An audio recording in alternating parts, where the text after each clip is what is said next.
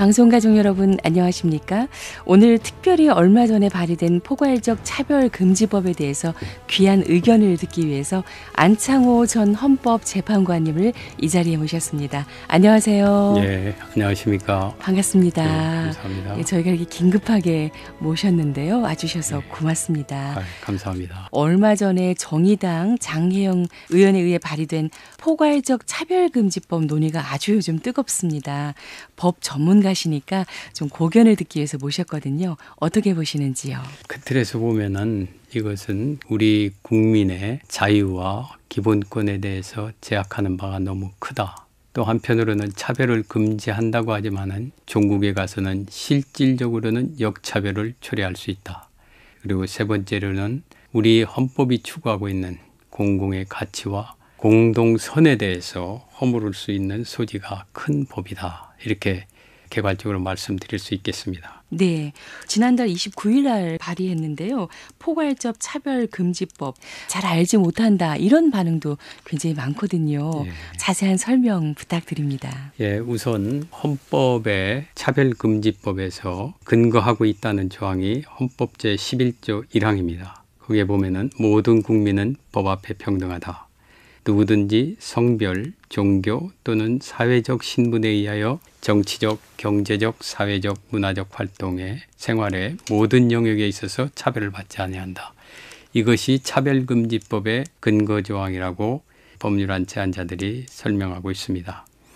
그런데 헌법 제11조 1항의 평등은 법적 평등을 의미하고 법적 평등은 자유권 행사에 있어서의 법적 기회의 평등을 말하고 있습니다. 그리고 우리 국민은 평등하게 자유와 권리를 가지고 있습니다. 국민의 자유와 권리는 타인의 자유를 침해하지 않는 범위 내에서만 보호되는 겁니다. 맞습니다. 그렇기 때문에 자신의 권리만을 위해서 타인의 자유를 침해하지 않아야 된다는 것이 국민의 헌법상 의무로서 자동적으로 도출되는 개념입니다. 그래서 이 법이 기본권을 침해하고 가장 중요한 표현의 자유를 침해한다는 의견이 많이 있거든요. 어떻게 생각하시는지요? 이것이 굉장히 중대하게 표현의 자유를 침해하고 있습니다. 표현의 자유에 대해서 헌법재판소에서는 표현의 내용을 침해할 경우에 있어서는 굉장히 엄격하게 심사를 하도록 하고 있습니다. 네. 특히 표현의 내용 중에서도 제일 문제가 되는 것은 관점에 따른 차별, 관점에 따른 규제. 이것은 사상의 자유시장에 있어서의 자유 경쟁을 방해하는 거기 때문에 엄격히 제한되는 겁니다. 표현의 내용에 대한 규제는 제한되는데 그중에서도 관점 차별, 관점 규제에 이런 엄격하게 더더욱이 제한되는 겁니다. 그런데 이 차별금지법에 있어서는 성적 지향이라든지 사상이라든지 종교라든지 이런 거에 대해서 정당한 비판까지도 금지시키고 있습니다. 네. 결국에는 좋은 얘기, 예를 들어서 동성애에 대해서 긍정적인 얘기만 할 수 있게 하고 부정적인 얘기, 정당한 비판, 예를 들어서 동성애와 에이즈와의 관계라든지 이런 것도 경우에 따라서는 제재될 수 있는 이런 법입니다. 이와 같이 한쪽에 부정적인 것을 합리적인 사실에 근거해서 비판을 한다 하더라도 이런 것까지 금지하는 이것이 이제 관점에 따른 차별이고 관점에 따른 규제인데 이런 것들은 민주주의의 사상의 자유시장을 침해하는 거기 때문에 이건 엄격히 제한되는 건데 이 차별금지법은 이런 점을 관점 차별을 지금 시도하는 거기 때문에 이것은 표현의 자유의 중요한 부분을 침해하고 경우에 따라서는 본질적 내용을 침해한다고 할 수 있습니다. 특히 차별금지법에 보면은 적대적, 모욕적 환경을 조성하는 행위, 성적 굴욕감, 혐오감을 느끼게 하는 언동 이런 것들을 모두 다 제한하고 있습니다. 그것도 자기 소위 말하는 피해자라고 느끼는 사람이 내가 성적 굴욕감을 느꼈다, 혐오감을 느꼈다 뭐 이런 식으로만 주장만 하면은 곧바로 차별금지법의 제재의 대상이 될 수 있습니다. 이와 같이 경우에 따라서는 불명확하고 지극히 주관적이고 개인적인 개념이고 또 이런 개념들은 굴욕감이다 뭐 이런 거는 시대 상황에 따라서 변화할 수 있는 가변적인 개념입니다. 이런 개념을 가지고서 표현의 자유를 제한하기 때문에 이것은 정말 굉장히 포괄적이고 아까 말씀드렸듯이 관점 차별에 의한 이것을 정당화하는 거기 때문에 표현의 자유의 심각하고 본질적 내용을 침해할 뿐만 아니라 굉장히 광범위한 표현의 자유의 침해가 출해돼서 이런 법이 함부로 제정돼서는 안 됩니다. 네. 기독교의 교리에 맞춰서 얘기를 한다거나 또 사실에 근거해서 얘기를 했다 할지라도 듣는 상대방이 모욕감을 느끼거나 불쾌감을 느꼈다면 그거에 대해서 문제를 제소할 수 있는 길이 열리게 된다는 그런 말씀이시죠. 예, 맞습니다. 예. 그렇다면 이 차별금지법을 또 찬성하는 입장에서 보면은요, 교계 이런 걱정이 지나친 것이 아니냐, 교회 강단에서 동성애에 대해서 반대 의견을 내거나 설교하면 처벌된다는 그 이야기는 가짜 뉴스다, 과장된 거다, 이렇게 얘기도 하고 있거든요. 과연 그렇습니까? 그 사람들이 일면만 보고서 말씀을 하시는 것 같습니다. 그런데 제출된 차별금지법 28조와 29조에 보면 이런 말이 있습니다. 일반적 언론은 물론이고 기독교 방송, 신문, 소셜미디어 등의 동성애를 비판하는 설교나 강의가 금지될 수 있습니다. 네. 그리고 교육부 인가를 받은 일반 학교는 물론이고 또 기독교 학교에서조차 성경에 근거해서 동성애나 또는 주체사상 등에 대해서도 이런 것을 비판하면은 이거는 금지되어 있습니다. 그리고 여러분들 요새 목사님들이 강단에서 물론 이거는 해석여하에 따라서 약간 달리 할 수 있습니다만은 뭐 지금 주장하는 사람들의 얘기도 반드시 틀리다 이렇게 얘기하는 어려운 측면이 있습니다. 그러나 오늘날 목사님들이 설교하면 어떡하죠? 전부 다 유튜브 같은 데 올려놓는데 유튜브에는 올려놓지 못하게 됩니다. 이제 소셜미디어에 제한이 되기 때문에. 또 목사님들이 또 어떤 교회 외에 다른 곳에 가서 조그마한 소그룹을 인도하신다든지 이런 경우에 있어서 여러 가지 제약이 따를 수가 있습니다. 예를 들어서 방송이라든지 언론이라든지 소셜미디어에 못하고 교육에서 이런 제한을 하게 되는데 만약에 상대방이 내가 굴욕감 느꼈다, 혐오감을 느꼈다. 네. 이런 사람들이 진정을 하면은 그거에 따라서 이행관계금 또는 징벌적 손해배상 책임을 부담하게 되고 형사적인 제재도 뒤따를 수 있습니다. 네. 그 지금 말씀해 주신 대로 이번에 발의된 법을 보면은 이행 강제금도 있고 배상금도 있고 이런 것들이 좀 많이 걱정이 되는데 어떻습니까? 이게 찬성하시는 분들은 이게 무슨 형사적인 제재냐 이제 이런 말씀을 하시는 분들이 있어요. 물론 법 규정 자체에 보면은 차별에 대해서 이의제기를 하고 이에 대한 불이익 처분할 때 형사처분한다고 그렇게 규정은 돼 있습니다. 그렇지만은 방송이라든지 학교라든지 이런 데서 예를 들어서 반동성애라든지 주체사상이라든지 이런 거에 대해서 사실에 근거해서 비판을 한다 하더라도 네. 이 사람들에 대해서는 3천만 원 이하의 이행강제금을 부과할 수 있습니다. 그것도 위반 시마다 부과할 수 있어요. 네. 그렇기 때문에 여러 차례 계속 부과할 수 있고 또 2배 내지 5배의 손해액의 2배 내지 5배의 징벌적 배상금을 부과할 수 있습니다. 또 한편 아까 형사처벌은 그렇게 제한되어 있지만은 우리나라는 독일이나 미국과 달리 모욕이나 사실에 근거한 명예훼손을 처벌하고 있습니다. 이게 차별금지법이 들어옴으로써 경우에 따라서는 강단이나 이런 데서 말씀하는 것도 경우에 따라서는 명예훼손이나 또 모욕에 의해서 처벌되지 않는다. 이렇게 반드시 말할 수 없을 겁니다. 네.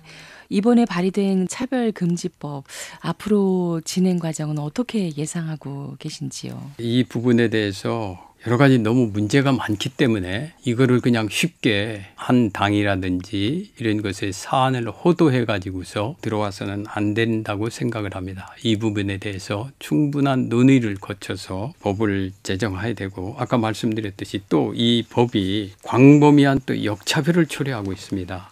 이 법이 어떻게 되냐면요. 정부가 성적 지향 등의 보호를 위해서 기본 또는 시행계획을 만들어야 됩니다. 네. 그래서 또 행정, 재정상에 필요한 조치를 취하도록 돼 있고요.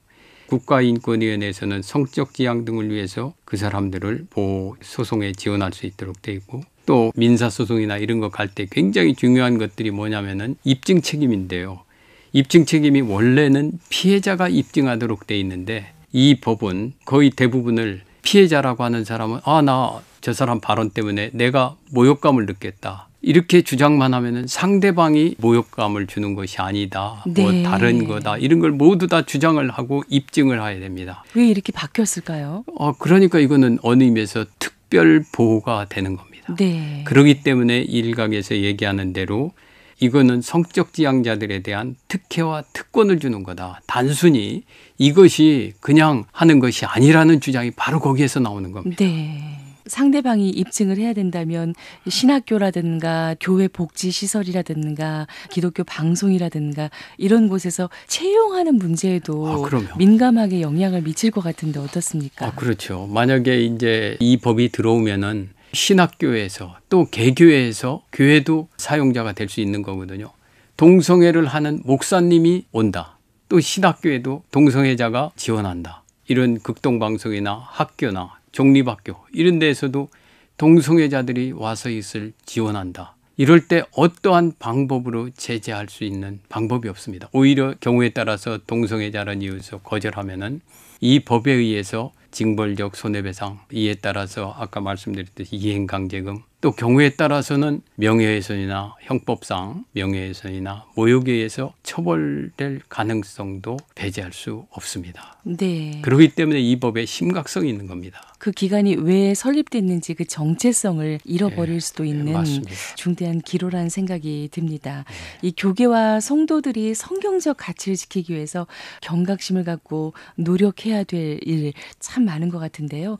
전 헌법재판관님 꼭 당부하고 싶은 말씀 있으시다면요. 또 한편으로는 어떤 문제가 있냐면요. 이제 일각에서는 이걸로 인해서 교회 설교에는 지장을 주는 것이 아니다. 동성애 반대, 교류에 따라서 반대하는 것이 문제가 없는 거다. 이런 주장도 할 수 있을 겁니다. 그러나 자라는 학생들은 학교에서 동성애 긍정적인 얘기만 들을 수밖에 없습니다. 이 법이 통과되면. 동성애 부정적인 면 이런 거는 이제 학교에서 했다가는 곧바로 처벌받고 여러 가지 제재가 따르게 됩니다. 그리고 방송이나 신문이나 인터넷 매체, 소셜미디어 이런 데에서도 긍정적인 얘기만 돌아다니게 됩니다. 결국 동성애의 죄성을 주장하는 성경이라든지 교회에 대해서 파타고니아의 외딴 섬과 같이 고립될 수밖에 없습니다. 교회가 고사될 수 있습니다. 밖에서는 동성애가 좋다는 얘기만 듣는 어린 학생들이 교회에 와서 성경에 맞지 않는다고 하면은 정체성의 혼란이 있을 뿐만 아니라 오히려 교회에 하는 얘기가 굉장히 구태의연하고 시대에 뒤떨어진 얘기 같고 이런 식으로 폄하되고 교회의 가치가 훼손될 수 있습니다. 그렇기 때문에 우리 성도님들 또 특히 목회자님들 한 분 한 분이 이 법의 심각성을 우리가 깨달아야 됩니다. 일부 교단에서 이 부분에 대해서 쉽게 찬성을 했는데 이 법률안이 여기에서 그치는 것이 아닙니다. 이건 굉장히 장기적으로 보면은 기독교를 고사시킬 수 있는 악법입니다. 이 점에 대해서 심각하게 인식하시고 이 법이 제정되지 않도록 특별히 목회자님들 그리고 교회 중직자들 그리고 우리 교우 한 사람 한 사람 또 크리스찬이 아니더라도 이것이 잘못 들어오면은 우리 대한민국이 지키고 있는 자유민주주의의 가치도 훼손시킬 수 있습니다. 또 우리가 여태까지 가지고 있었던 가정과 또 나라에 대한 가치 또 공공의 가치 공동선 이런 것을 허물어뜨릴 수 있는 무서운 법이 될 수 있습니다. 여러분들께서 심각한 인식을 해 주시길 바랍니다. 또 한편 그래도 경우에 따라서는 차별금지가 소중한 가치 아니냐. 평등이란 소중한 가치가 있지 않느냐. 물론 맞습니다. 평등도 자유와 함께 굉장히 헌법적으로도 소중하게 다루는 가치 맞습니다.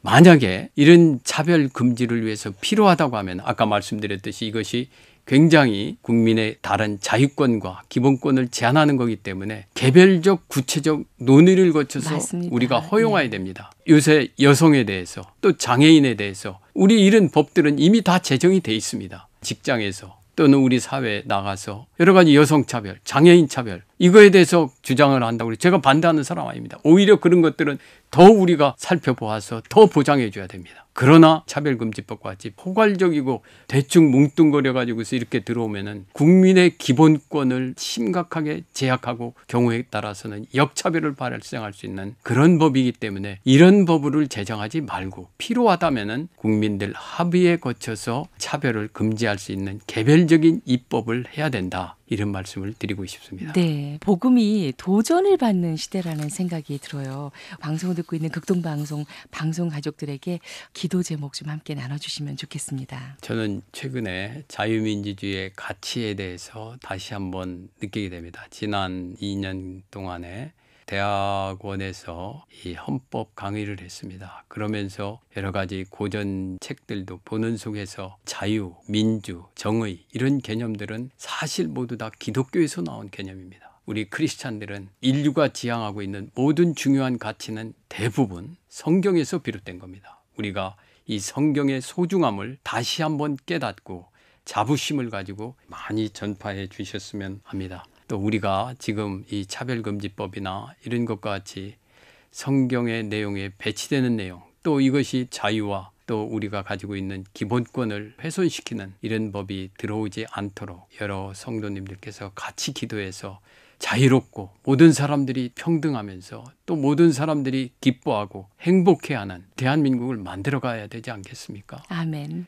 우리가 성경에 기반을 두고 또 이런 것들이 우리 현실 생활에 편만할 수 있도록 기도를 해야 될 것 같습니다. 네, 하나님께서 이 나라와 이 민족을 사랑하셔서 지금까지 인도해 주셨는데 앞으로도 선하게 이끌어 주실 것을 믿습니다. 아멘. 네, 예. 지금까지 얼마 전에 발의된 포괄적 차별금지법에 대해서 귀한 의견을 나눠봤습니다. 서울대학교 행정대학원의 초빙 교수이시자 전 헌법재판관님이신 안창호 재판관님 함께 하셨습니다. 오늘 나와주셔서 고맙습니다. 네, 감사합니다.